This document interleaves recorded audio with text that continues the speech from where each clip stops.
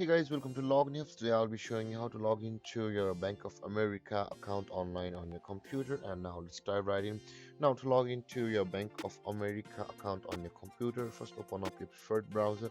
As I've already opened the Google Chrome, and in the search bar click over there and type in the address bankofamerica.com like this and hit on enter, and then you'll be directed to the home page of Bank of America. Just wait for it guys, and over here on the home page of Bank of America, you can see at the left side of the screen there is the place to enter your user ID or your password.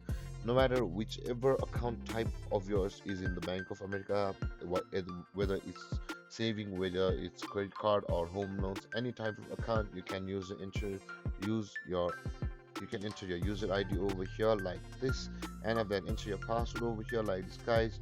But guys, if you have forgotten your ID or the password of your Bank of America account, you can simply click on the forgot ID/password button over here, and then you'll be taken to a procedure where you'll be able to retrieve your ID and password of your Bank of America account. And with that being said guys, you can also create an account on Bank of America from over here. If you click on the open an account button, you'll be taken to a procedure where you'll be able to sign up for a Bank of America account.